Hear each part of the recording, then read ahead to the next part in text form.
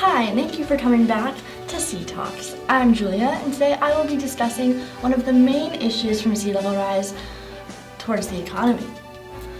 So now one might think, how would sea level rise affect the economy and not just the environment? Well, actually, we're going to come back to that topic that we talked about in the intro video called Hurricane Sandy. Hurricane Sandy is quite the epitome of showing just how far sea level rise can cause issues towards New York City. During Hurricane Sandy, and according to Leanne Garfield from Business Insider, the city lost at least $25 billion in business activity just from one day of being closed down because of the flooding from Hurricane Sandy.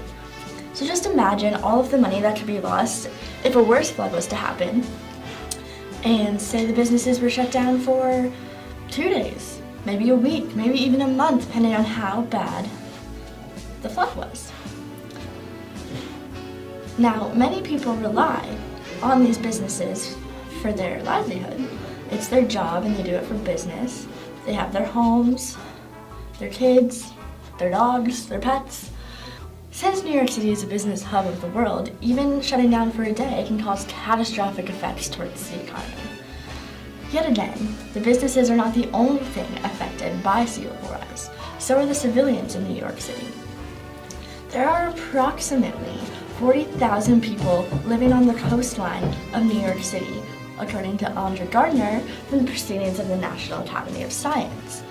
With this many people on the coast, they are in danger of not only losing their homes or having their things damaged, but also their health.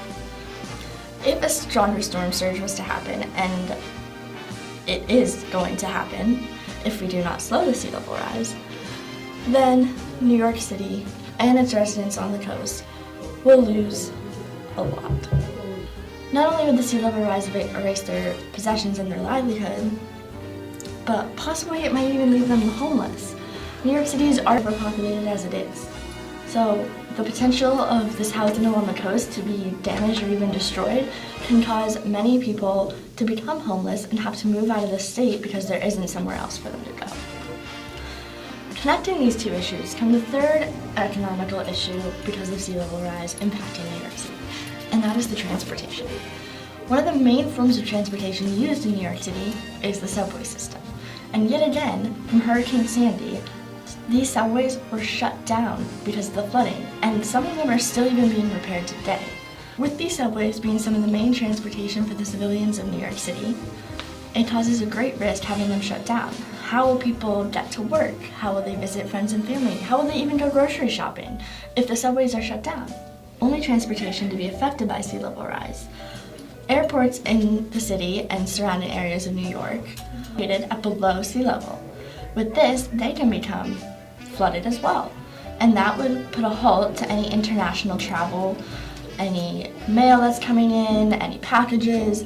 It can affect a lot more than just people being able to visit New York or visit their families in the US, but can cause a big strain on exports and imports that come through the gates of the US and New York. So in conclusion, sea level rise is greatly impacting the economy of New York City. The businesses can lose billions of dollars just from one day of being shut down from floods, while homes and civilians can lose their livelihoods by a big flood or storm out on the coast, wiping away their homes and everything they've known. While transportation is becoming flooded from sea level rise, like the subways, the railways, and airports, shutting down transportation in and out of the city of New York. So while these issues seem drastic and that they can cause a lot of issues on the city, you can slow it down by informing yourself about the problem that is at hand. So you at home should go and research this topic more so that you can find out more facts and more knowledge about it and see how long we have until the sea level rise is no longer able to be fixed and reduced. So, thank you for staying tuned. If you keep watching, Jacob and Morgan will be here to inform you about some solutions we have come up with for you at home to be able to make an impact on the world and New York City. So stay tuned, and thank you again.